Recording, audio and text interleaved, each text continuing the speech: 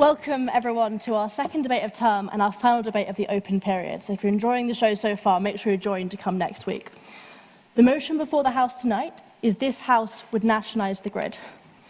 With Russia squeezing Europe's gas supplies, the price of energy is pushing record new highs. Has the industry failed in its obligations to the public? And is nationalisation really the silver bullet some would have it to be? Well, that's what we're here to decide tonight. Before we start, if you notice this, our Freshers discount ends tonight. If you join before tonight, you might just get a ticket to the Freshers Ball, so let that convince you. Secondly, I see a lot of new faces in the room, so I want to do a quick introduction to how to debate. We very loosely in this chamber follow the British parliamentary format. So a motion is put before the House, and we divide ourselves either in proposition or opposition of the motion. Each of our wonderful paper speakers will speak for 10 minutes. If you want to get involved in the debate, though, there's many ways to. I'm going to go through two. First, stand up at any time and say on that point or point of information. The speaker doesn't have to take you, and they won't take you in their protected time, their first and last minute. But if they're so inclined to, or have encouraged them to, you can then make your point, argue with them, sort of shout across the chamber, whatever you want to do. If you're not up for that, we also have floor speeches. So after every pair of prop and op speeches, we'll move to a round of floor speeches. If you've got a strong reason why you should vote for or against the motion, please stand up and give your floor speech. It's a great way to get involved, it really enhances the debate, and it makes them sort of move much more entertainingly, so I encourage you to do that. Without further ado, I will move to the first speaker, the wonderful Kat Hobbs. Kat is the founder and director of We Own It, a national organisation campaigning to bring public services into public ownership. She has previously been involved with the Campaign for Better Transport, where she lobbied internationally on behalf of bus and train passengers. Kat, you have the ears of the House. Thank you. What did I just ahead?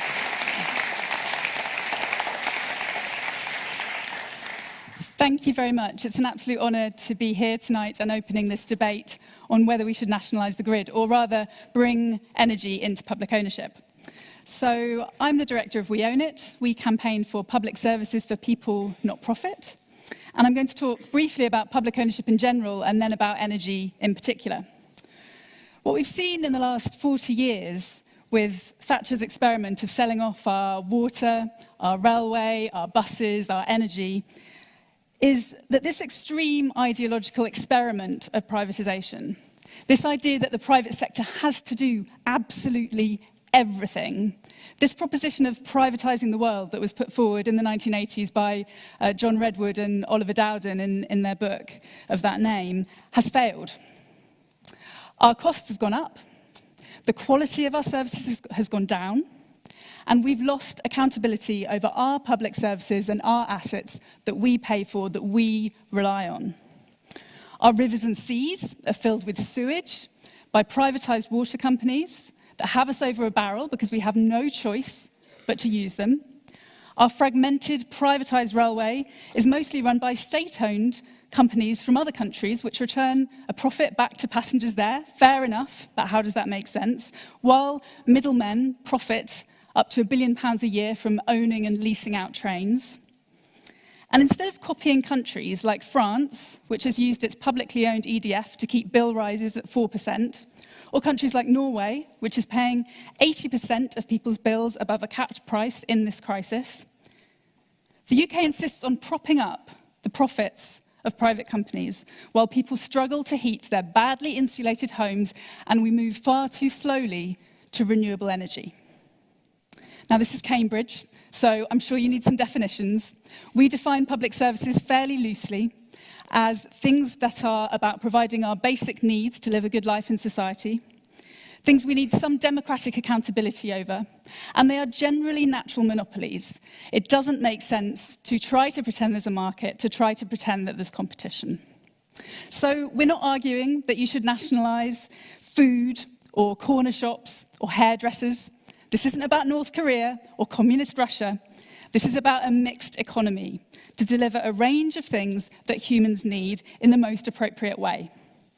This is also about acknowledging that not everything can be bought and sold, and that economic textbooks don't always reflect reality. Strong public services support a strong economy. They enable us to participate, things like schools and hospitals. They fill in gaps where the market isn't providing or where the market is dysfunctional. And public ownership is a tool that we can use to deliver on public goals. goals like affordable energy bills, and tackling climate crisis. Public ownership means that we can reinvest profits, and it gives us a say over the services that we pay for. Public ownership is not a panacea. We have to get it right. We have to make sure that we have the right management structures in place, the incentives, the accountability mechanisms. But we already have examples of this in the UK and abroad. For example, here in the UK, we have Scottish Water, we have Channel 4, we have Ordnance Survey and the Met Office and the Royal Mint, probably the oldest publicly owned organisation in the world. These organisations return a profit to the public purse and they provide a great service. Now to energy. Energy isn't just one thing. This is something that people can get confused about. So what we want is a proper windfall tax. We want to set up a new publicly owned renewable generation company. We need to bring the national grid, which transmits electricity and gas across the country, back into public ownership, buy it back. We need to buy back the regional distribution companies, which take energy to our homes and businesses. And we need to set up a supply company in the retail market. Not very catchy. So I'm going to take those demands one by one. The windfall tax, for every £8 that we collect in tax on barrels of oil in the North Sea, Norway collects £100. So they've got a 1.4 trillion sovereign wealth fund that they're using to reduce people's bills in this crisis. We could do that kind of thing. Second demand, creating a new public... Yes. You're talking now about general taxing policy. Windfall tax is a specific tax levied on a particular period of high profit for a company or a group of companies. We have done that through the energy profit spectrum. If we're talking about Norway's taxes, that would not be a windfall tax. Generally adjusted taxation, which I would be happy to accept. But I think it's important to get our terminology right. Very good point of clarification. We need a permanent windfall tax, essentially. A permanent tax, a higher level of taxation. Appreciate the clarification. Second point, we need a new publicly owned renewable energy company to generate energy from our wind and water. So if you look at the green leaders of the world, we are in the top 10. We are the only one that doesn't have a state-owned renewable energy company. So Sweden, Norway, Denmark, Switzerland, Austria, Finland, New Zealand, France, and Iceland all have a state-owned renewable energy company. And if we had one of these in the UK, we would have profits coming back to us, we could create jobs in this country, and we would be boosting our economy. We could make the most of our natural resources and coastline, instead of allowing publicly owned companies from Denmark and Norway and the private sector to do that. And the evidence shows that when you have a company like this, that increases private investment in renewables as well, because the public sector takes more risk and drives it forward. So thanks partly to pressure that we've put on them, Keir Starmer has now committed to to set up Great British Energy, a new publicly owned renewable energy company, in the first year of a Labour government. So third point, we need to, the title of this debate, nationalise the grid. That means transmission and distribution. Those things are a natural monopoly. They should all be in public ownership. Almost every other country in Europe has their grid almost entirely in public ownership. Instead of profits flowing out to shareholders, we could upgrade the infrastructure and speed up connections to community renewable projects. Public ownership of the grid would save us around £3.7 billion a year. That's money that wouldn't be going to shareholder dividends, and that's money that we would save on the lower cost of borrowing. It's a good investment. Public ownership of our grid would be paid for in around 7 years on that basis. Right now, our grid is 98% owned by investors from around the world. So right here in Cambridge, your electricity is brought to you by UK power networks. The name is misleading because it's owned by a Hong Kong billionaire, Li Ka-shing, who's made a profit of up nearly £500 million in the last 2 years. And so that makes absolutely no sense. During Corbyn's leadership, Labour was given a really hard time for its policy of buying back assets. But actually, it's not that difficult. Under this Conservative government, they are bringing a bit of the national grid back into public ownership. They're calling it the Future System Operator. They need it to plan for net zero. They also need it because of conflicts of interest within the national grid. Yes. Yes. Maybe you've said it, but I just want to know what your thoughts are. I'm on your side of the debate, but the grid is separate from the energy suppliers. So what? Yes. So what? Yes. The energy suppliers are still, they're saying we won't give you any oil if you try and sell it for this cheap price. How would you tackle with that if you've just got a nationalised grid, but the actual supply is privatised? So the two things are separate things. So we need to deal with them separately. So the national grid and then the companies which own the regional distribution, they're not actually generating the energy. They're a separate part of the system. Thanks for that point. So final point, we need to set up. Oh, 1 minute. We need to set up a publicly owned supply company. Professor Hall will talk more about this. It's normal in France, Italy, Germany, and the US. There's a really easy way to do that right now by keeping Bulb in public ownership. It's collapsed in private hands. It's got 1.6 million customers. That's a perfect customer base to work and operate in the market at scale. It could also deliver a program of mass insulation, and it could be potentially connected up to renewable generation and part of that, instead of the government spending £2.2 billion of our public money on bailing it out and getting Octopus to buy this private company. That's a missed opportunity. Right now, we've got public subsidy propping up a failed privatised system. What we need to do is, if we're pouring in public money, we need to get public assets back out of it. By 2030, we could have all renewable energy generated locally and nationally, travelling across a publicly owned grid that's getting quickly upgraded, and we could be paying our bills to the supply arm of Great British Energy, which has insulated our homes. That's a way to tackle the climate crisis and the cost of living crisis. We need fair bills, we need warm homes, green energy, and we need energy not to be something that people have to worry about, except that they can be part of the solution with community renewables. This isn't radical. It's a middle-of-the-road idea. It's mainstream European social democracy. Even Jacob Rees-Mogg is now talking about capping energy profits and understanding that trickle-down economics isn't working the way that right-wing think tanks thought it would. In 1986, Thatcher's Telcid advert offered us a stake in a share-owning democracy. But most of us don't feel that that's terribly meaningful or real for us right now. So we can't afford to stick with this misguided ideology. And if you agree with that, please sign up to We Own It. 66% of the British public want energy in public hands, and for the sake of people and the planet, we have to have an energy system that isn't entirely geared around profit. Thank you.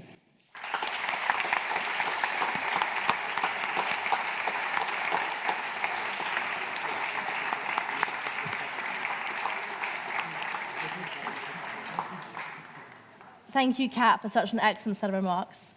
Next, we move across the opposition and to Andrew Lillico. Andrew is an author, journalist, economist, and political commentator. He is the executive director and principal of Europe Economics and writes a number of platforms, including The Telegraph, Unheard, and The Guardian. He's also, I'm informed, an opera singer in a past life. Andrew, you have the ears of the House.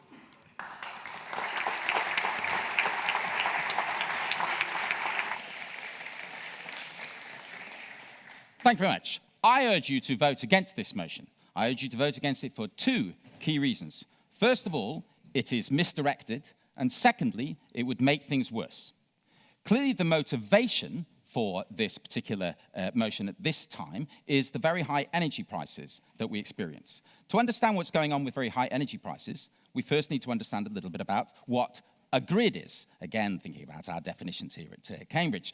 So what does the grid mean? In the energy sector, we can think of there as being three levels. One level is where power is generated, and perhaps, depending on whether you're thinking about gas or electricity or other things, the inputs for that, the oil, the gas, and so on. So that rank of the energy sector is highly competitive and highly competitive in the international market. We're talking about the solar farms, all of the wind turbines, the offshore wind, the gas-fired plants, nuclear plants, and we're also talking about the suppliers from, Qatar Gas and oil companies and all kinds of things all around the world. We're talking about thousands of companies. We're also talking about, for example, all of the inputs, the microgeneration, like my mother has solar panels on her roof, so she kind of inspects how much energy she's sticking into the grid just at the moment, all the time. So that kind of thing also counts as part of the energy supply, that first network. The second is the distribution and transmission of energy. That's the bit in which the grid sits. A third rank, and that bit we can think of as a natural monopoly.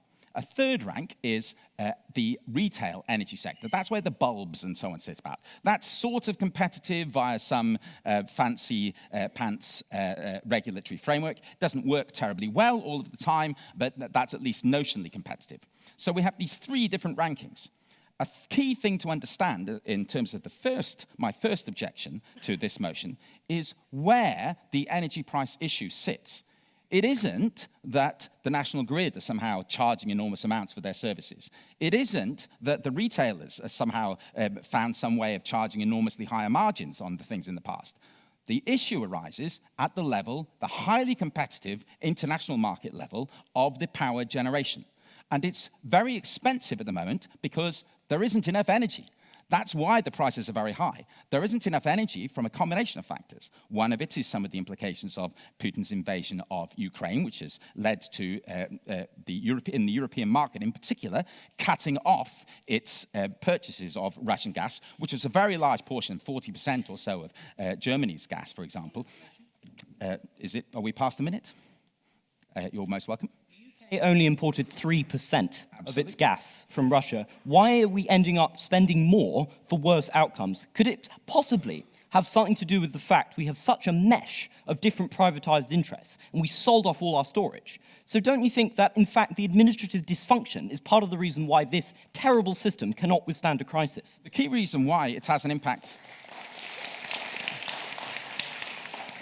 The key reason why it has an impact on us is that we buy our energy internationally. We sell energy through to our allies internationally, and we buy it from them. It would seem to me to be most unfortunate if, for example, we decided at the moment, in the context of trying to build solidarity against the Russians, if we then said, well, we're going to keep all of the energy which we produce in the UK, and we're not going to send any to the French, for example, because that is another of the cases in which one of the factors which is leading to high energy prices at the moment.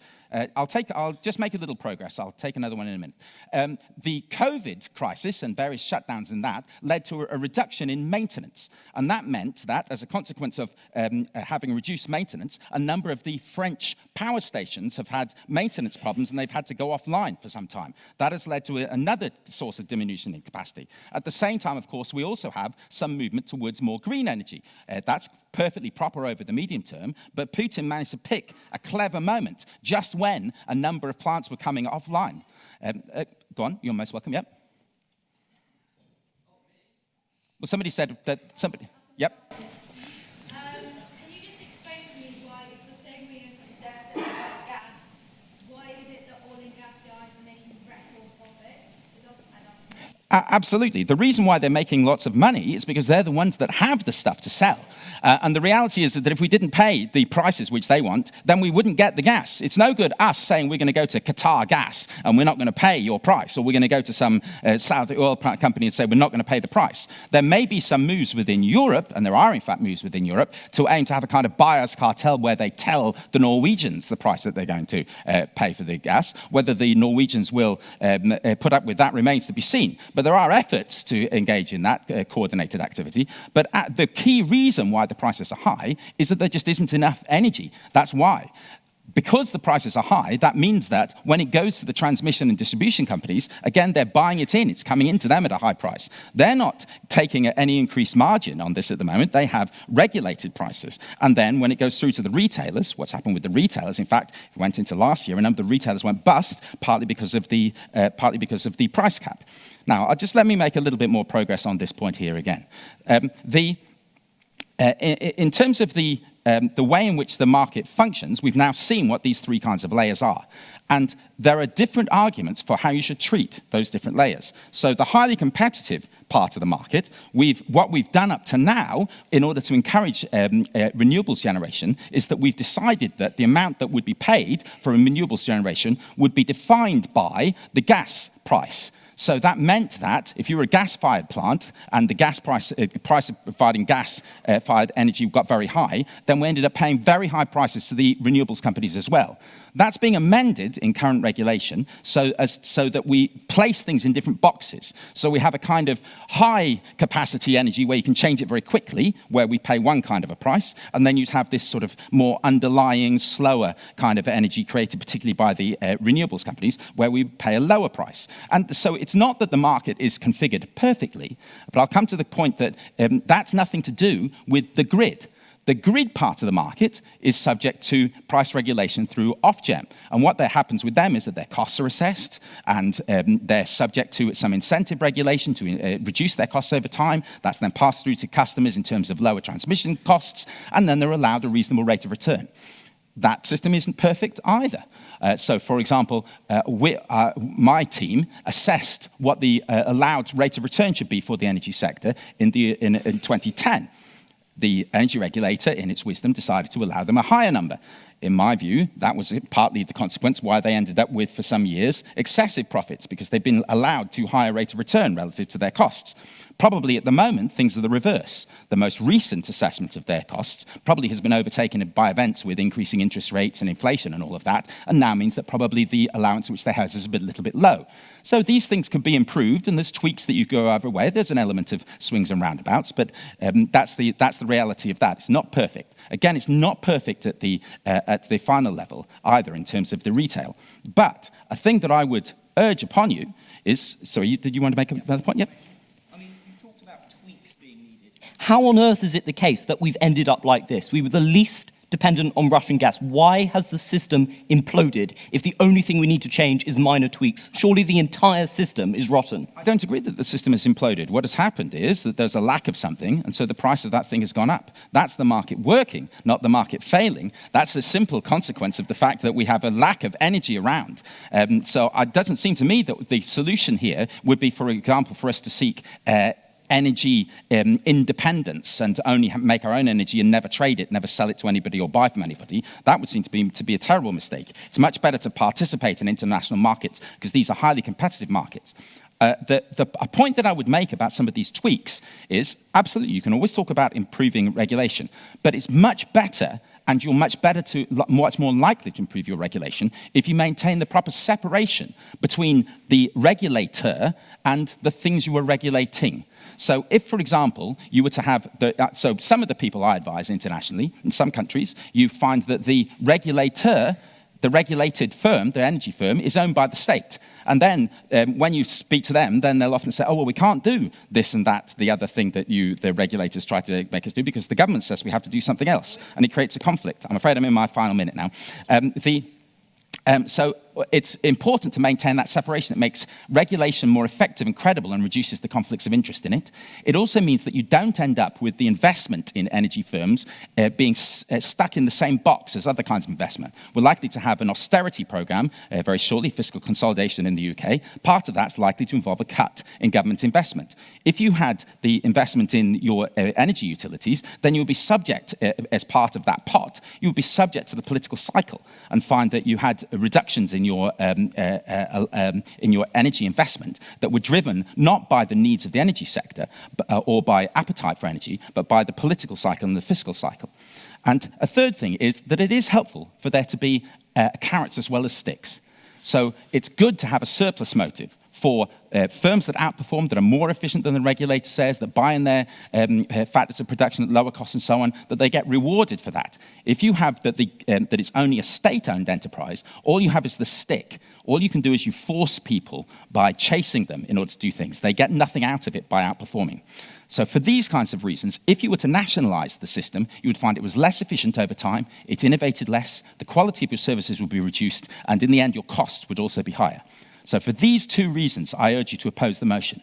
Just to rehearse them again, the motion is misdirected. It isn't the grid that is the source of the high energy prices. It's the lack of energy internationally that's the source of the high energy prices. And secondly, if you were to take this solution, you would make things worse, not better, because it's better if the regulator is separated from the thing they regulate, and if you bring them together, you end up with lower quality, less innovation, higher prices and poorer services in the end.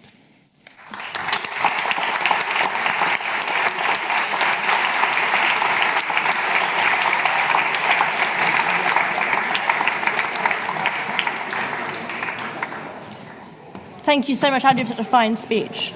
I move now to you, the members, for a round of floor speeches. A reminder, floor speeches is a 1 to 2 minute speech for your side of the motion. Starting with proposition. I'm Louis Goldberg from Robinson College. I would support nationalisation of not only the grid, but of all energy companies and everything involved in the energy industry. David Hall says that the issue is that there's not enough energy. But the reason there's not enough energy is because private firms have become reliant on oil and gas, not in the national interest, because we know that the oil and gas prices will tend to fluctuate. So why didn't we do what the French national energy system did and invest in nuclear or renewable energy? And that way there wouldn't be not enough energy. The problem isn't not enough energy, but private energy firms which have no interest other than short-term profit. They don't care that, in 10 years there'll be a crisis in the Middle East, or Putin will do this, or whatever will happen that will cause prices to go up. Because I'm making profits right now. I'm the CEO. I'm here for another 5 years. I want to make money for my investors. The simple issue is that energy is not a space for capitalism. People don't like being a consumer of energy, as in they don't like consumerism. I like to go to the shop and choose my brand of biscuits or my tracksuit. But I do not like researching online what company offers the cheapest energy.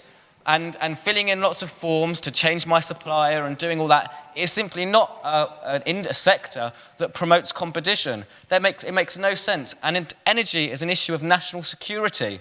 Why are we handing it over to these companies, lots of whom aren't actually British companies, some of whom are very efficiently run state-owned companies like ENF? Aye, yes? The reason that energy is not beholden to competition, that people don't like buying energy online the way they like buying tracksuits in stores? What? Sorry. Oh, sorry, I've got to conclude. Could you say that again? You said you don't enjoy buying energy. That's not something that people do, therefore it's not competitive, therefore people don't enjoy that the way you go out and buy other products. Well, it's a fuss. What I'm saying is switching your energy provider is a fuss, and lots of people don't do it, and as a result, they end up getting stuck with an energy provider who's ripping them off. Same way that you might get stuck with an internet provider that's ripping you off, because ordinary people don't have the time to constantly be checking, does BT have a better deal? Does Virgin Media have a better deal? Or would I be getting a better deal from British Gas? Because that's a waste of time. And what would not be a waste of time would be a nationalised company that provides everyone energy at the same price and would be held accountable by voters at every election.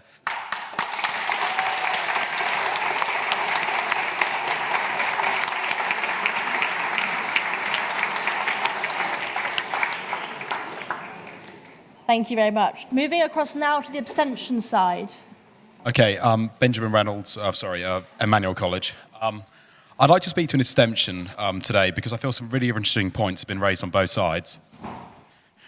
Of course, it is a highly unstable energy system that obviously has been in this country, that has been so rocked by sort of price rises, despite the fact that we only import 3% of our gas from Russia. This is clearly an unstable system, and a system that needs some sort of reform to it or change, as it has been so massively rocked by such a sort of what we can sort of look at as small. However, I do believe that the proposition has somewhat erroneously held Norway up as a paragon. The Norwegian Wealth Fund sovereign wealth fund that you mentioned earlier, is based almost solely on the exploitation of Norway's natural resources, i.e. oil and gas. They have been in this position because they have exploited their natural resources and have used them, sold them on the world market, selling fossil fuels, profiteering massively from it, whilst countries like Britain have shied away from exploiting our natural resources, such as North Sea oil, and shied away from that, and instead focused on building renewable options. So I would like to underline... We did exploit our oil reserves in the 80s, and we used it to fund tax cuts. North Sea oil in 1982 was providing 10% of Thatcher's budget. So it's not true that we didn't exploit our North Sea oil, we just exploited it incredibly badly for a short-term period. I think that's an extremely, extremely correct point of information. I should like to underline again that the reason why Norway is able to do this is because they do have that riches tapped in by continuing to sell fossil fuels. I'd say the main issue I think I'm currently having with the proposition, and to some extent with the opposition, in the sense that they're sort of focusing. Sorry. In conclusion, I'd say either sort of the proposition believes you need to focus on net zero and sort of lowering your budgets at the same time. Should we, at this stage, pick one or the other to ensure people don't freeze this winter, and then perhaps focus on net zero at a later date?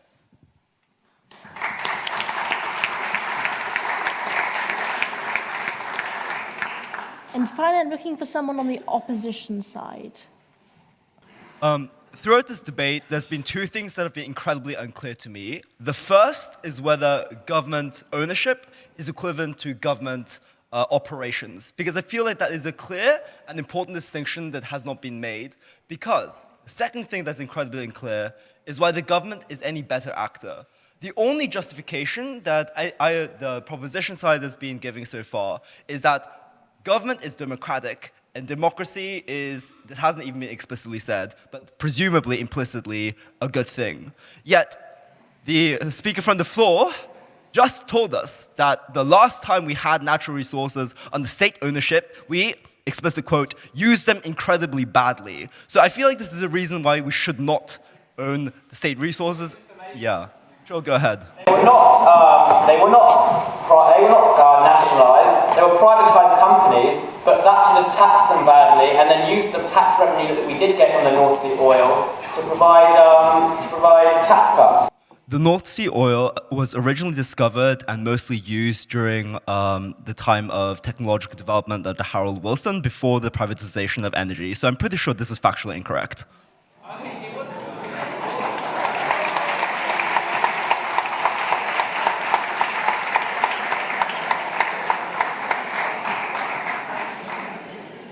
Thank you very much, and I'm glad to see people getting involved. That's really wonderful. We will have another round of floor speeches. Order! Order! We will have a second round of floor speeches so you can make all the points you've got on the tip of your tongue. I move back to our paper speakers and to Professor David Hall. David Hall is a visiting professor at the University of Greenwich, London, in the Public Services International Research Unit, of which he was previously director. He researches politics, law and economics of public services, public finance, public ownership, privatisation, PPPs and outsourcing. David, you have the floor. The floor is yours. Okay, good. The empirical evidence, however, suggests that that is very much not what happens, and I spent a happy day yesterday going through the accounts of some of our distribution and transmission companies to check. And in fact, what happens is that we pay a lot of money in charges, which pay for the operating costs of the companies. We're talking National Grid, we're talking distribution companies. The surplus after that, after the operating expenditure, is then used to finance all the capital expenditure. All the capital expenditure. The remaining surplus is then used to finance the financial costs of interest payments and so on. And then the shareholders, who you will have noticed feature nowhere in this story so far, then take dividends. This is an absence of investment by shareholders. If you swept the shareholders out the system altogether, which is what public ownership would do, we would lose no investment whatsoever because they're not investing money. However, they are taking money out, and considerable money. It's not often discussed. Somebody commented earlier it's not the grids which are pushing up energy prices, but they are pushing up energy prices significantly by virtue of this private system. Let's take UK Power Networks, for example, which Kat mentioned as having taken out nearly £500 million in dividends in the last 2 years. That covers London, the southeast, and east of England, i.e. round here. Let's take National Grid's gas grid and the electricity transmission grids, which between them took out I think just about, I'm sorry, I've lost my original notes, but about 1 billion in dividends this year. And their Western Power distribution subsidiaries who took out a further 200 million. Just out of those companies, which still leaves untouched a number of distribution companies of gas and electricity, that's 1.8 billion in dividends over 2 years. A few years ago, we estimated, as Kat mentioned, that about 3.7 billion was being paid by us in excess dividends and unnecessarily high interest payments each year. That's the equivalent of over £100 per household. That's the equivalent of £2 per week. All of us, every household in the country, is paying £2 a week, which goes straight through the pipeline. It's a financial diarrhea. It goes straight from us to the shareholders. It's not used for anything, and they send nothing back, which may be fortunate. I don't want to pursue the metaphor. The loss on interest rates is because governments can always borrow money cheaper than private companies. And I'm very conscious that this is a terrible week to be making this argument. But I suspect even at this worst of times, the government can still borrow money more cheaply than the private sector. Okay, so that's the real economic cost. That kind of cost shows up elsewhere in the system and in other networks like water as well. The other argument, however, because that argument is really about the cost of capital, and it's an argument that, for example, the IMF and the World Bank and the OECD all acknowledge, and they all say, okay, that means the private sector will always be more expensive because of the high cost of capital, but it has to be offset by the extra efficiency. And somebody said, okay, so the private sector manages things more efficiently, doesn't it? Okay, there is now empirical evidence on this as well. There have been hundreds of studies, comparative studies on public-private sector efficiency over the last 24 years. There have been far too many. I say it personally, I've had to read most of them. Fortunately, there have been a number of excellent meta-reviews. Yes? You say over the past 24 years. From that, people know is post-Thatcher. So stuff which is effective when nationalised, say healthcare, for example, yes, that is probably more efficient than privatising things like BT. However, if you look at things like BT back when they were in state ownership, it was one of the worst run companies in the world.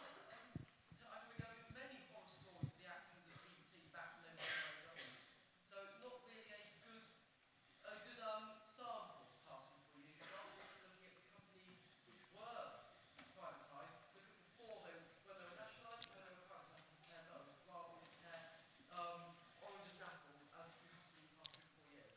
Yeah, that's a very good methodological point, but the conclusion, I think, is the opposite of the one you've drawn. People have made the point, and there was a detailed study of privatizations in Europe and elsewhere, which pointed out that the companies that have been privatized have almost always been selected as being the most profitable looking public companies, and therefore the ones that got privatized were the best. And so study was done to adjust for that, and what they found was that after adjusting for that, there was no significant difference. And that's the consistent result of studies across the energy sector, across all parts of the energy sector. There's a professor of energy economics here called Michael Pollitt, who was and still is a strong believer in privatization, but his own studies showed, he looked at 790 different generating companies around the world, compared public and private, and the result was no significant difference in efficiency. He then had a look with colleague David Newbury at the efficiency impact of the restructuring and privatisation of the UK system. What happened? Not much evidence of efficiency gains, but big shift in distribution. Shareholders made lots of extra money, consumers paid high prices. In other words, from public's point of view, it was not a success. Pollitt again did a study of the unbundling of the system into separate parts, which Andrew was talking about, in the USA specifically, and found that there were serious negative impacts on the efficiency of the distribution companies after they'd been separated from generation. So even from supporters of privatisation, the empirical evidence is acknowledged to show this has not worked. Newbery once put it as the evidence requires sober reflection. In other words, we've made a terrible mistake. And we're all suffering as a result. Okay, I've got 1 minute left to tell you a lot of other things as well, which I won't manage, but I'll do something. Is the project of public ownership an unreasonable one, an unnatural one, a kind of fringe project by some extreme group of people who are just not up to speed with modernity? No. As Kat said, actually public ownership remains normal elsewhere in the world. I was looking earlier at a map of a big survey carried out a few years ago, again by Pollitt, showing all the countries in the world that had 100% all their electricity distribution companies privatized.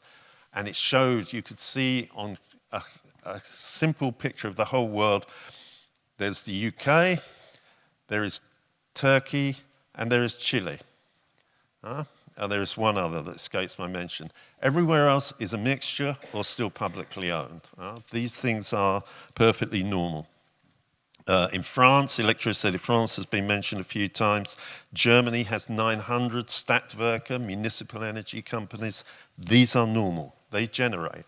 Not only do they generate in Germany, Stadtwerke Munich owns one of the biggest offshore wind farms in the UK waters. The public sector companies of Europe generate our offshore wind renewable electricity. So this is perfectly normal. It's normal. It's not universal in the US. It's not even majority in the US, but it is pervasive in the US. And one thing that the US doesn't do is it doesn't have our retail markets, our supply markets. I just want to tell this story because before most of you were born, I guess, in the year 2000, California celebrated by liberalizing its electricity and creating a retail supply market with competition in inverted commas. Couldn't go wrong, could it?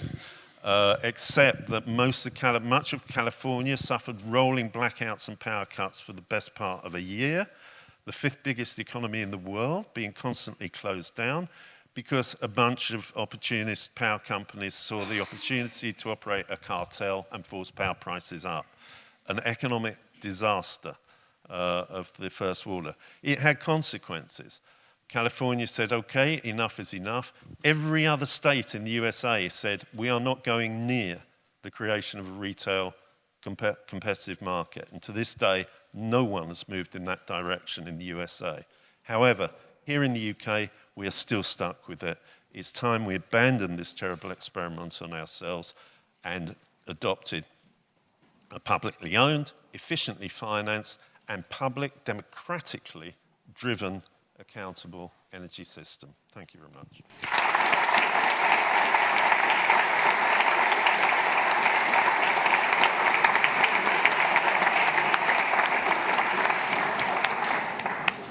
Thank you, David, for that fine speech.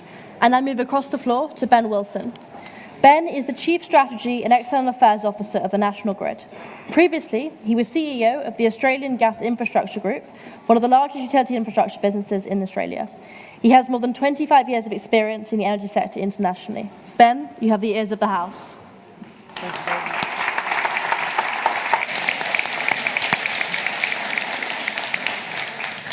Thank you very much. Can you hear me okay? Is it working? Yeah, it's really nice to be here in this amazing building and to be able to represent National Grid and address this motion. National Grid is one of the largest companies in the UK. I think we're number 14 on the FTSE. We're a UK-listed company. We operate electricity and gas networks in the UK and in the US. We're about 50-50 UK-US. We are a great British success story. We are an emerging energy supermajor, clean energy supermajor for the 21st century. This is a really interesting time to be having this debate, interesting. We have two very serious crises going on in energy at the moment. We have an affordability crisis, which is short-term and right on top of us, and we have a climate crisis, which is longer term, but is more serious than the affordability crisis, two crises at the same time. If we rewind just over a year, the average dual fuel electricity and gas bill in the UK was £1,300. That was the Ofgem price cap. Before the government intervention recently, it would have been £3,500 from the 1st of October this year, so nearly tripled. And the forecasts show it going to £5,000 or £6,000. The government has intervened to cap it at £2,500 on average volumes at a cost of £150 billion. And that number is a big number, and energy is big. There was a comment earlier around we shouldn't have capitalism in energy. Well, we've got a lot of capital in energy. We don't have a choice on this matter. Energy is very, very big. Why are energy prices so high? There's been a lot of questions around that. The answer is the price of gas. Europe is dependent on Russian gas, particularly Germany and Italy. And now, with the war in Ukraine and the weaponizing of energy by Vladimir Putin, we have a gas shortfall in Europe. The UK, we never took much gas from Russia, about 3 or 4%. Our gas came 1/3 North Sea production, 1/3 Norwegian North Sea production, coming by dedicated pipelines from Norway, and 1/3 imports. And it's those imports you have to pay the market price. And the market price is influenced by what Vladimir Putin has done with his war on Ukraine. That is, yep. As you just admitted, spending $150 billion on propping up this failing private system. Why should we, as taxpayers, not demand some shares in return so that we can profit back once this immediate crisis recedes? So I think you're possibly alluding to the possibility of a windfall tax on upstream oil and gas companies. That's a policy matter for the government. I'm not going to comment on whether that. I'll be very careful on what I say. Okay. So that's affordability. Climate crisis. We need to rapidly decarbonize to get back on a 1.5 degrees Celsius maximum global warming. We need to build renewables to do that. If there's a silver lining from these two crises, it is that we no longer have an energy trilemma. Traditionally, we've said there's a trilemma. We need to decarbonize, keep costs down, and also maintain reliability. And we think the renewables are expensive and intermittent, so that they're in tension. Not anymore. Renewables are by far the cheapest form of generation now, not by a little, but by a lot. Multiples cheaper than gas. Yeah?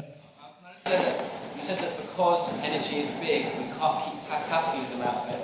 I would say that healthcare is big, and we try and keep capitalism out of it. Education is big, and we try and keep capitalism out of it. I don't understand why it's size. Yeah, I'll come to that point in a minute. So we need to build. What do we need to do to fix this crisis? It goes to this point of nationalisation not being the issue. We need to build lots and lots of renewables as quickly as we can, and we need to build a lot of grid to bring that power. A lot of that renewables will be in the North Sea. There are no customers in the North Sea. All customers approximately are in the southeast. We need to build a lot of transmission lines. That's what we need to do. I'll come to the motion, nationalising the grid. National Grid, of that now 2,500 capped, 3,500 a year uncapped, we are £20 a year. That is the amount of the bill that goes to the transmission system, the high voltage transmission system, £20 a year. To privatise that nationally, yes.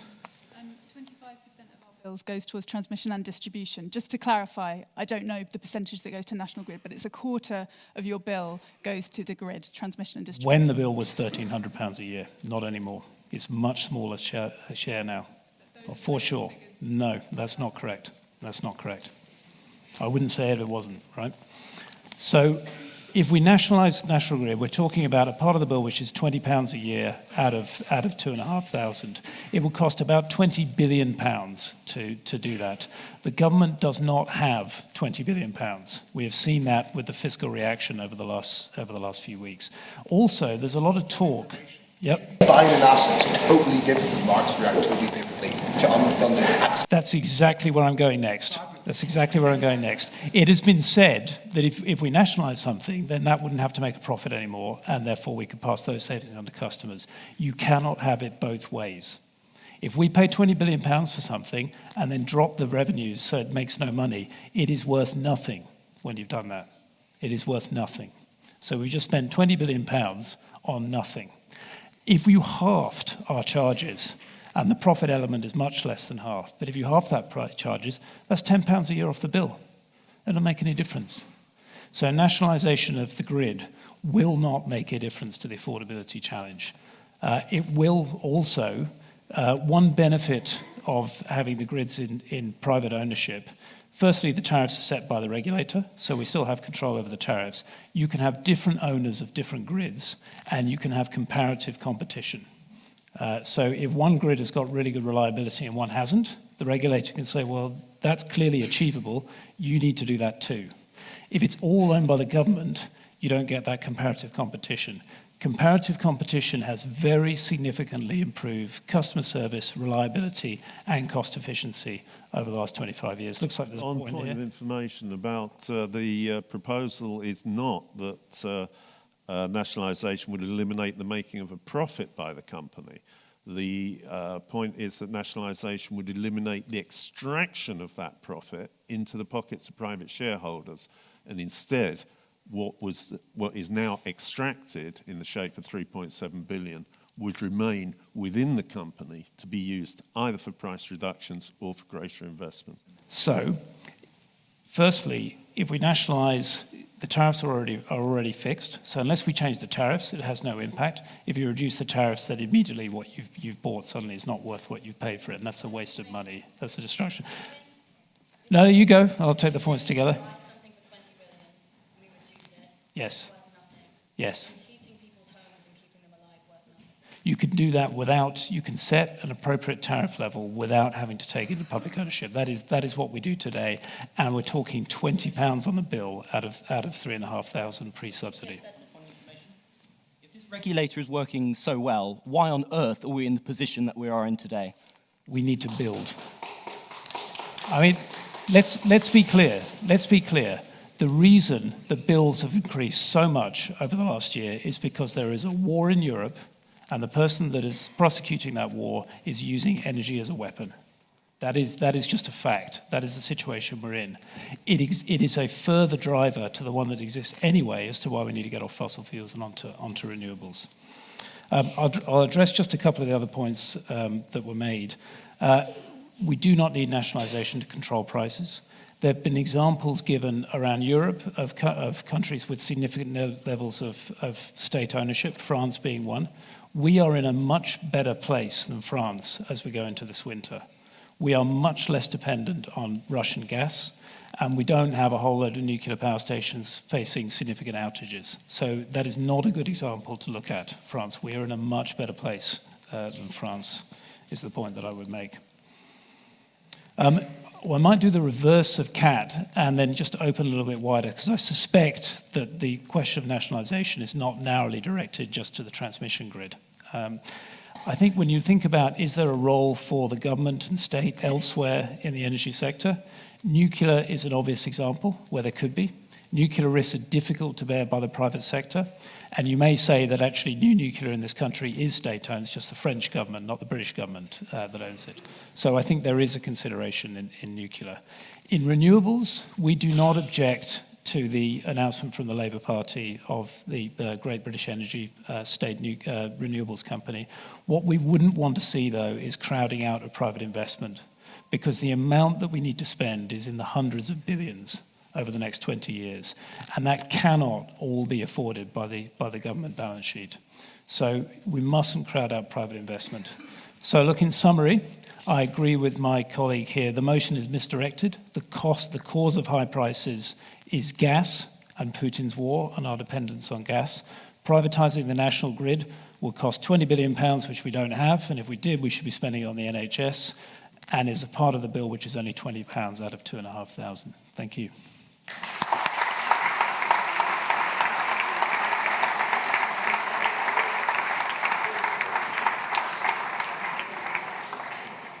Thank you so much, Ben. I move now to the floor and a speech and proposition.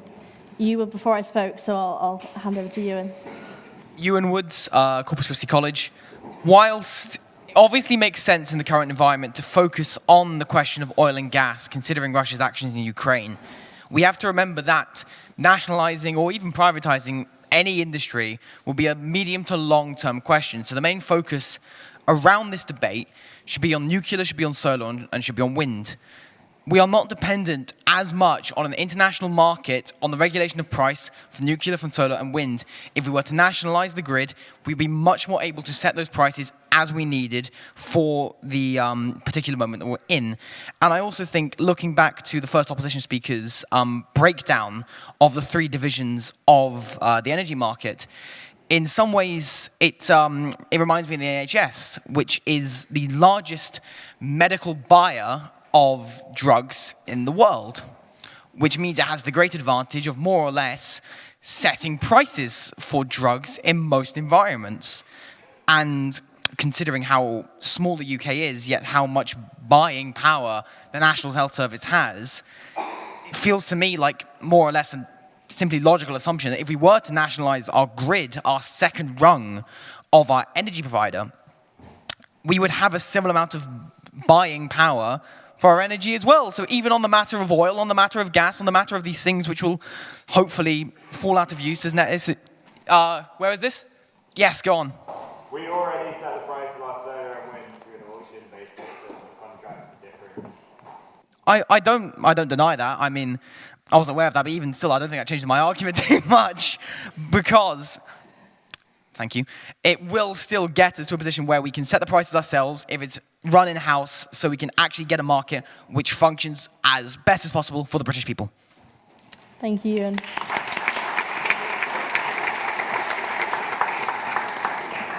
Before we go to abstention, very nerdy point, but worth clarifying. A point of information is to the speaker on their speech. A point of order is to me on my chairing of the debate. So just so people know for the future. Not very important, but I just thought worth wrapping up. Speeches for abstention. You call me first, right at the back. You have name and college for the record, please, and just wait for a mic to get to you. Hey, Adam from Homerton. I don't have too strong of an opinion on nationalization, but this is more of a call to center the debate on the pros and cons of the grid. We've heard arguments from both of the speakers of the opposition as to why the current problems, the energy crisis, lie elsewhere. All well and good. Gas is tough to come by with the current war in Ukraine. But there have been no arguments as to why the grid itself should be privatized. You say that we should regulate the companies, but we cap their profits, and so the way that they extract money is through financial engineering, which is why the UK government itself stepped in to nationalize part of the grid recently. So this is mostly an appeal on the opposition side to make some arguments as to why the grid itself should remain in private hands and not talk about the crisis that we have now. That's not the grid's fault. Thank you. Thank you.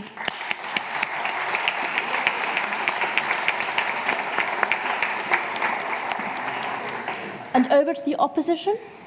My name is Sarah. I am a student at Westfield House in the Cambridge Theological Federation. The case for why it is beneficial to the public for the grid to remain in the private sector comes from the drive for innovation. The drive for innovation is best expressed through capitalism. The reason that it is expressed better through capitalism than through being held in the public hands is because a privately owned company is intended to make as much profit as possible. You can only make profit when your product is the best product on the market. Therefore, when you have multiple energy companies competing on the grid for consumers, they are more likely... They're not competing. They're natural monopolies. So, for example, UK Power Networks distributes energy to a certain region of the UK. There is no competition. National Grid does the transmission. The regional distribution companies have areas that they cover, just like the water companies. You don't get a choice about which water company you use. You don't get a choice that you're using UK Power Networks to have your energy distributed to you. So the whole competitive market isn't operating, and therefore it's not driving that kind of argument that would apply in a proper market.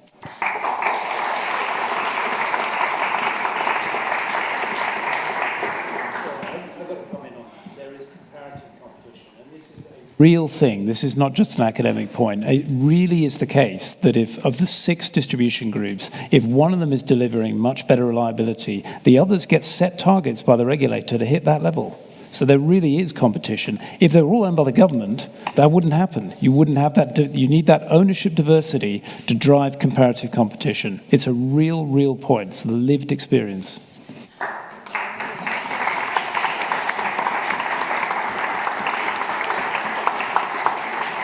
When you are in an area where one area is controlled by a grid, you do have the option to move to another area, which is, I'll admit, it's not a great solution. However, there is still this competition, and it is the choice of the consumers where they are living to an extent, and that is not where I was intending to go with this. I was intending to talk about the drive for innovation to create the best product on the market. Thank you.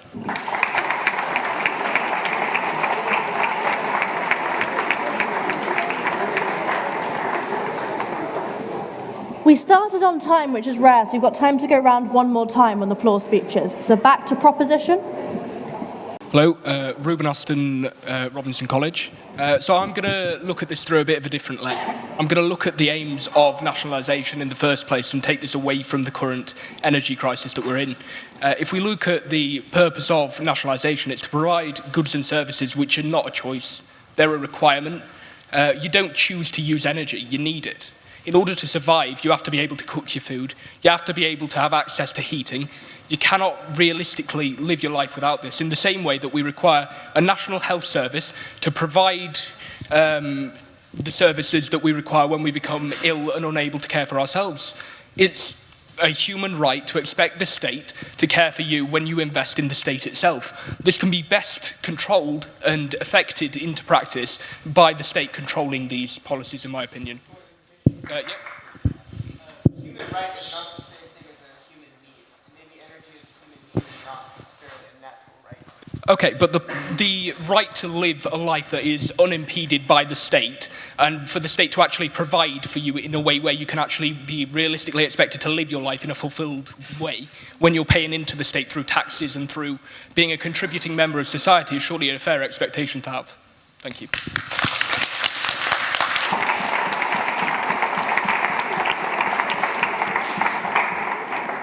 A final floor speech and abstention. So I'm Oscar Beach Newman, St Catherine's College. I just have sort of one main point to sort of ask to each of the sides, and I'm wondering if this might be addressed in their sort of final speeches.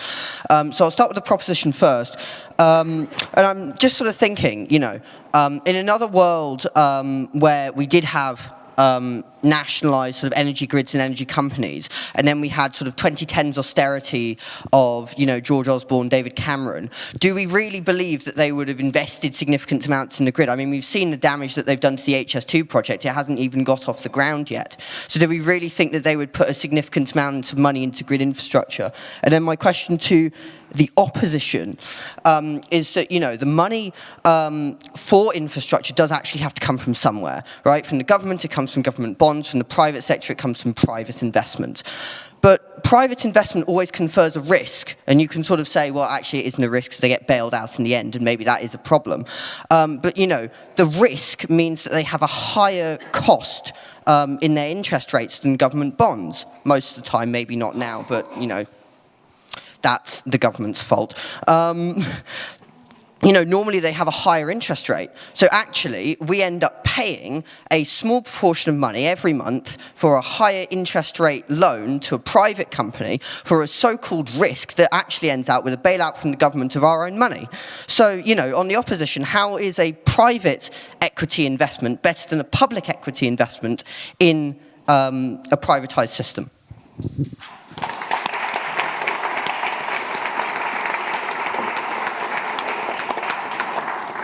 And then closing for the floor speeches, I'm looking for a point in opposition. Patrick Reed, Downing College.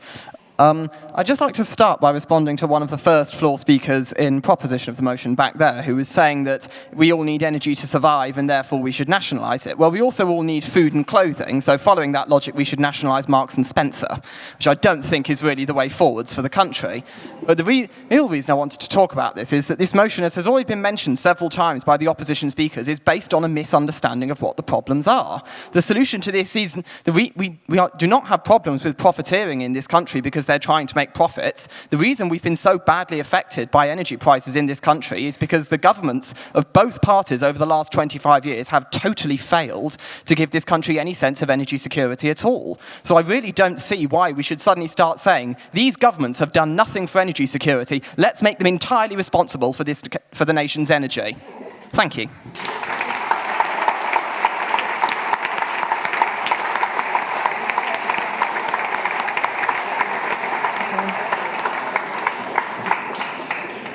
Before I move to our two final paper speakers, a quick note.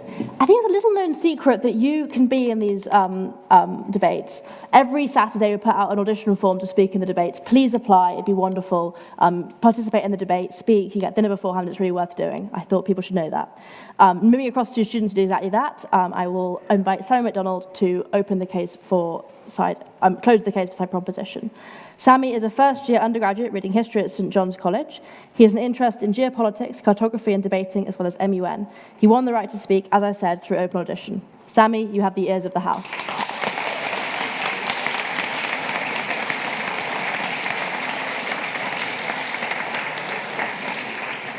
So the first thing you're probably thinking is, why on earth am I even up here? I'm a first-year history student. Why am I standing here with clearly esteemed experts and energy executives? I want to posit to you all this. Anyone who is not outraged, who is not mortified, who is not concerned by the state of the energy market in the UK, well, I think you should turn your badge in. This is a really desperate situation.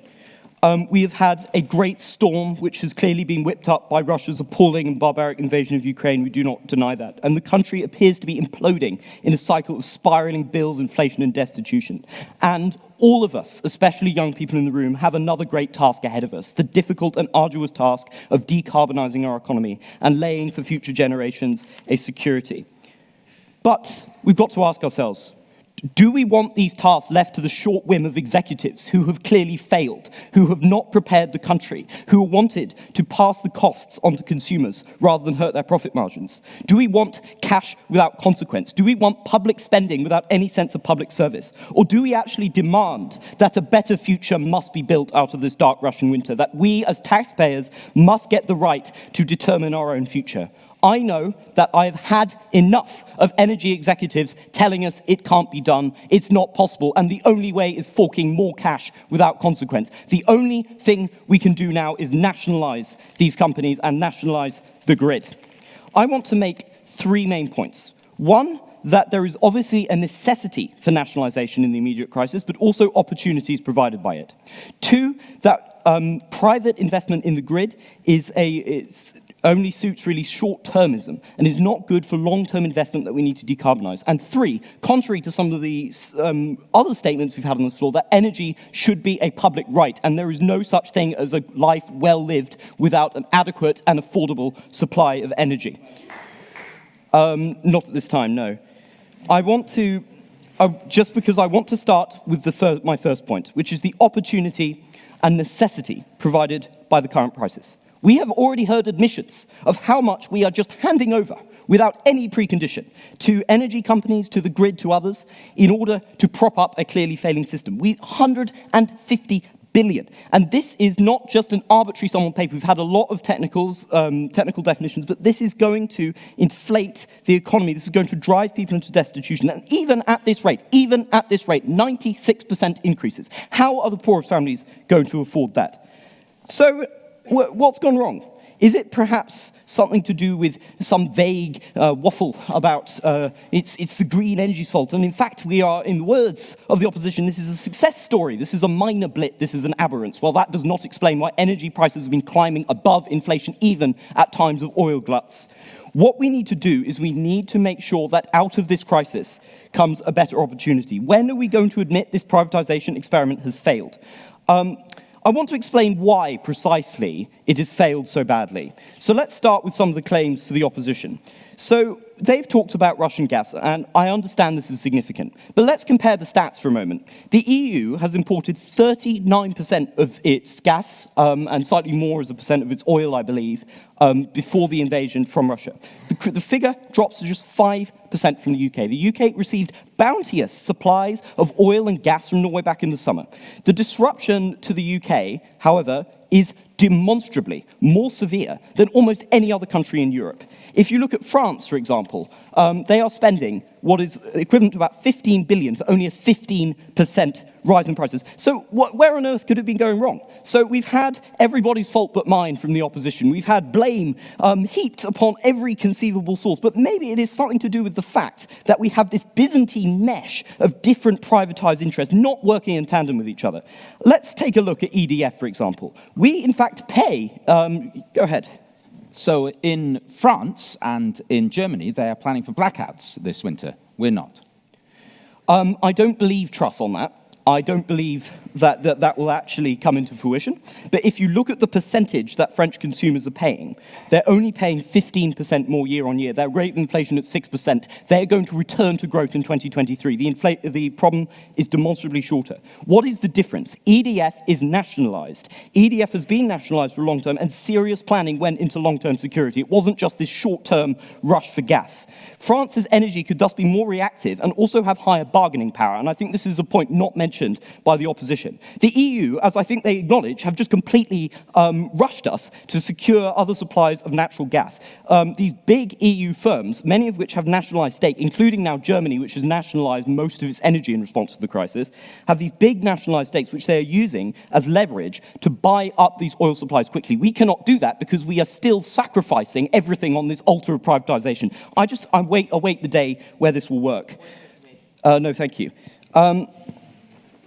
So we are the aberrants in Europe.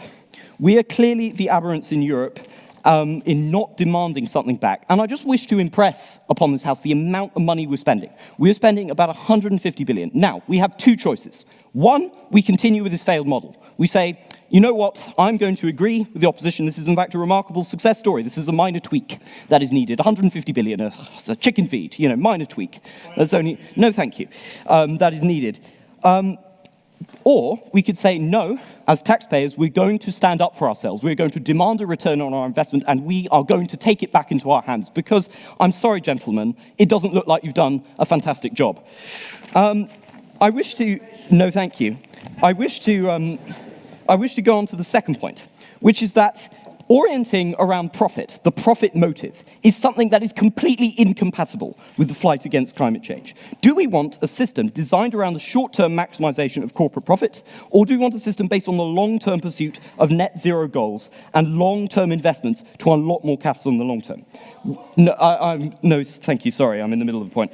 The current approach is one which is addicted to short-termism, and look no further than gas storage. Now, the statistics here are almost unbelievable, but I can reassure you they're in fact true. Germany has stored 217 terawatt-hours of power, 162 in France. Guess where the UK is on the league table?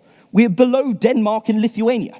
And why is this? Because we allowed private companies to sell off all of our gas storage. And this is just an anecdote, and it's something that's clearly had very serious effects this winter, but it's actually a good indication of what the system runs on. It runs on the short-term maximization of profit.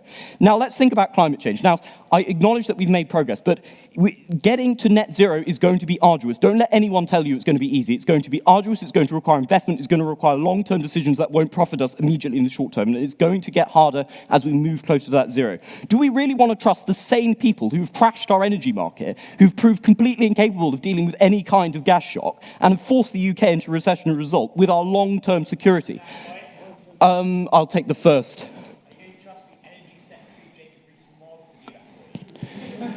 Well, I think Jacob Rees-Mogg will soon be on unemployment benefits and will soon be out of power. But I do think, just on a more serious level, I do think, I'll come back to my point that governments have sufficiently more bargaining power, and I'll be justifying why I think energy is a fundamental right a bit later. So we are going to have other energy shocks. We're going to have things which require a connected, well-connected system, not this mesh of different privatized networks to respond. We can't have every cog spluttering in this broken machine. We need a nationalized energy sector with long-term planning, long-term investment, and long-term innovation in order to get to net zero. And a failure to do otherwise would be a severe betrayal of this generation by the last. I want to sort of make a final point in the concluding minutes of my speech, which is about energy as a fundamental right. Now, we've had some interesting interventions from the floor on this subject. We've had the idea that you can just move, and I think it's really interesting how neither opposition speaker has really identified the gravity of the situation or have appeared to show the gravity of the situation. We already are in a country with 2 million people in food banks. We're in a country where in the north, 20% of people are in fuel poverty, and that is a very difficult definition threshold to even reach. That means you can't heat your home. When it's cold and you do not have heating, the risk of pneumonia rises. The pressure on the NHS rises. We used to have a system where you had 30 to 50% excess mortality because of lack of heating. The idea that energy is not something that should be demanded by taxpayers and instead we should sacrifice it on the altar of the privatization experiment, I find quite abhorrent, actually. I think energy should be a fundamental right of the citizens to demand. Government-owned energy would allow us, for example, to offer lower tariffs to people on lower incomes. We'd be able to act with more flexibility, and constituents could demand from the government and could hold them accountable when they can't. You cannot hold, currently, your company or any other companies accountable for what they've done. You cannot vote them out of office. You cannot call them to account for failures they have made. We need to end this experiment, and we need to bring it back. Now, I understand there's a lot of lobbying on this issue. There's a lot of administrative support for the government. There is millions spent to try and justify this privatization principle. But I just want to conclude by highlighting some of the consequences of this latest failure. The United Kingdom is spending the most of any country in Europe, despite being the least reliant on energy, to get one of the biggest hikes. We are told it has nothing to do with this Byzantine mesh, with the profiteering, with the racketeering. Well, ladies, gentlemen, and everyone in this house, I think it's finally time to say enough is enough, and we demand as our right as taxpayers to influence this system. The long-term security of this planet and the security of old age and the security of the poorest in our society depend on it. And I urge you to be compassionate, to understand that energy is something that we should all own and we should all be responsible for society. So it's a time to say to the national grid and to everyone else, enough is enough, and we as the people are taking back control now. Thank you very much.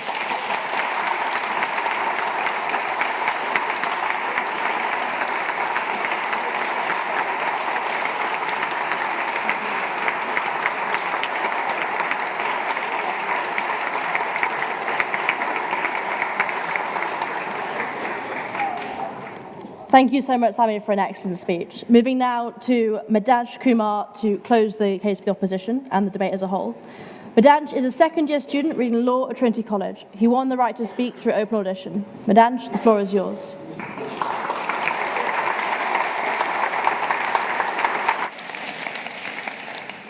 All right. Thank you, Lara. Ladies and gentlemen, so far we've heard rather a lot about capitalism and communism and the varying form of governments in between. I propose to bring a new dimension, to move beyond political theory and move to history. Let me remind this House about something that happened probably before most of our parents were born. Let me talk to you about a little something called the Yom Kippur War, which was a conflict between Israel and Palestine, very non-controversial subject, but it was an Israel-Arab-Palestinian, yes. Well, not really, but... Well, I'm in protective time. You don't have to. Okay, go on. I was going to say, this is just a factual correction. It was not a conflict between Israel and Palestine. It was a conflict between Israel, Egypt, Transjordan, and Syria. Which was related to the Palestinian cause, and there were, in fact, Palestinian fighters involved. Anyway, the point is, as a result of support offered to the State of Israel, there was an oil embargo placed upon a number of Western countries, which resulted in a rise in oil and energy prices. And in fact, to pretty damaging economic repercussions. My point, ladies and gentlemen, is this. When you have a war in Europe, you are going to experience higher energy prices. Now, it is true that the UK only imports about 3 or 4% of its natural gas from Russia. No, thank you. The point, however, is this. When you have a global scarcity in the oil markets, as happened in the Yom Kippur War, as happened when Saudi Arabia cut production of oil in the recent past, you are no, thank you. You are going to experience price rises in fuel markets because of the fundamental laws of demand and supply, which sadly we cannot change unless we turn this entire planet into some version of the Paris Commune. The second point I want to make is this. No, thank you. The second point I want to make is this. We've consistently heard from side proposition that private companies are inflicted by short-termism. Fair enough. To which I ask, is the government of the day not inflicted by short-termism? Are we seriously saying that an administration... yes. Be asking the government to directly run things. Jacob Rees-Mogg would not be in charge of the national grid. We would have well-run organisations operating in the public interest and returning a profit back into the services. Right. So a number of issues. With that. Admittedly idealistic point, and that could potentially have worked, but the legal position in this country has changed. After the Thatcher administration and through the administration of Tony Blair, you see the development of what is called the new public model. And that means that even bodies which are ostensibly owned by the state run in substantial ways like private companies and have limited amounts of government oversight. And the current structure of administrative law in the United Kingdom is such that any nationalised grid, even though, as earlier speakers on my side have pointed out, that isn't really what we're talking about here, but any sort of nationalized grid-type infrastructure would operate in that fashion, and so it would not be susceptible to the sort of control exerted by administrative law through the procedures of judicial review that we see today, with bodies of a more public character. However, even... no, thank you. Yep. As has been raised, electricity grid is a natural monopoly. Why should shareholders receive monopoly profits and dividends instead of this money being returned to the public? Right. So first off, the concept of natural monopoly. A natural monopoly is an industry with extremely high capital and input costs. It's an industry with sunk costs. And of course, the national grid is an example of a natural monopoly, but so are a number of other things, including the production of oil, which is manifestly, oil and gas, which is manifestly not nationalized across the world. Now, the reason why the national grid should not be nationalized and why those alleged profits should not pass into the public domain is this. There is no proof that those profits will still be made once things pass into public hands. Now, it is true that there are empirical studies, as pointed no, thank you, that there are empirical studies which suggest that there are no changes in efficiency. But what I think those studies, as a macrocosmic overview of data, don't discuss enough are structural factors. Now, it is true that each economy has a different structure, and each economy's layout, in a way, is different. Now, Britain is said to be an economy with an advanced services sector. However, those services aren't necessarily in the line of tourism. A lot of Britain's work is in the development of the life sciences and in the development of financial technology. Those are things that unfortunately require energy. And what that leads us into is a system, yes. So if we have to pay the public debts of these companies, so we're paying the debt of about 150, why are we not entitled to some of the profit? There seems to be a kind of logical flaw with your argument about the ethical of dividends. We already pick up their debts. So why on earth can we not profit when things go well as a nation? Well, you're assuming that paying off those debts is a question of consent. It is not a question of consent. The fact of the matter is this. Britain is a country with a sovereign parliament. A sovereign parliament is a parliament that can make any law it likes. Tomorrow, by a bare majority of one vote in the House of Commons, using the procedure in the Parliaments Act 1911 and 1949, the UK Parliament could decree that all private property vests in the Prime Minister, and there's not a damn thing the courts or the citizens of this country could do without resorting to armed insurrection. So the idea that there is somehow this notion of public consent which backs up every single act of the state is demonstrably false. And the related, no, thank you. And a related argument to that is this. Whenever the debts of companies are picked up, that is an action of the executive government.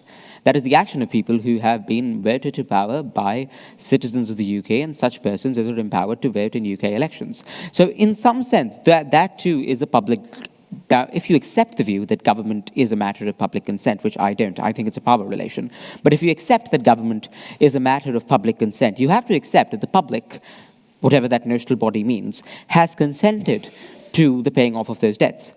If you're a realist and you believe that government is a power relation, you have to realize that the public has no real ability to question the exercise of power once a government is elected and once it holds on to effective executive power. If I can move on now to a related argument, and that argument is one of opportunity cost. The facts of the matter are this.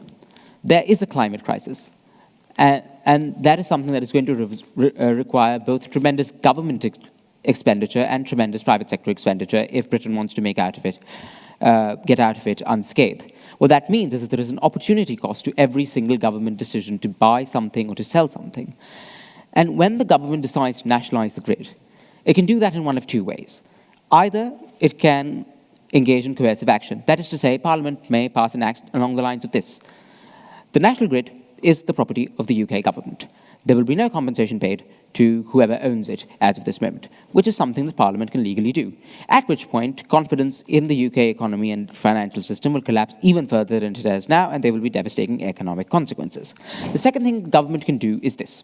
It can buy it, at which point it will have to confront the reality that in an economy where wages have been largely stagnant except for the top of the economic pyramid, and where wages are not rising in line with productivity, and where wealth is increasingly being offshored by persons donating to the interests that hold power in today's society, governments are going to have to deal with a massive debt situation at a time where they're cutting spending on, amongst other things, education and schools.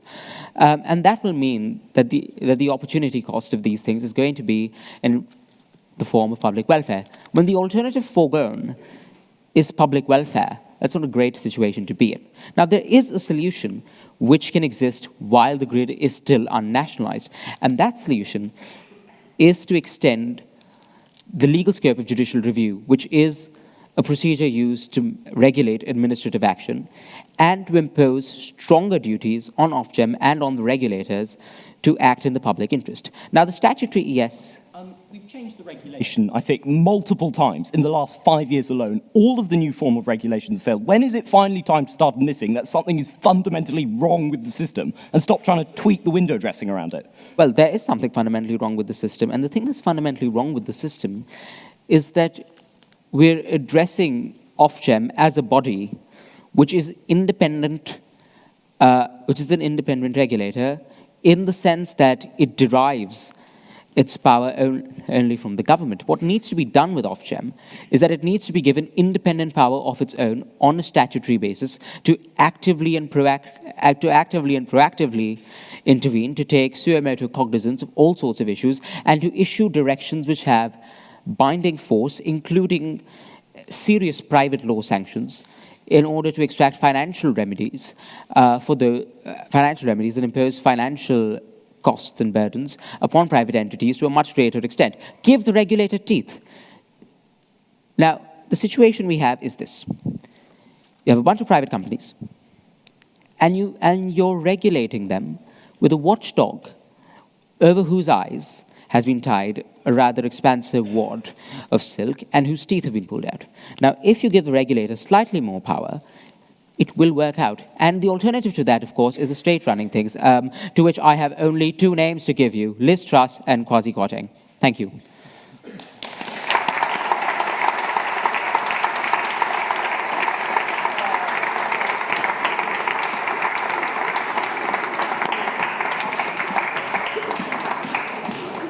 Thank you, Madam. It was an excellent end to the debate, and thank you to everyone who gave a paper speech, a floor speech, a point of information. I'm very grateful.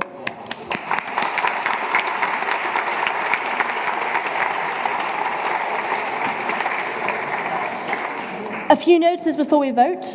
Scholarship applications are now open. If you'd like a free and fully funded membership, please apply for a Stephen Fry or Silver Street Scholarship. These are on our Facebook and we emailed out to anyone who met us at the Freshers' Fair. Further, and equally as important, our stash order is currently open. It'll be open until Monday.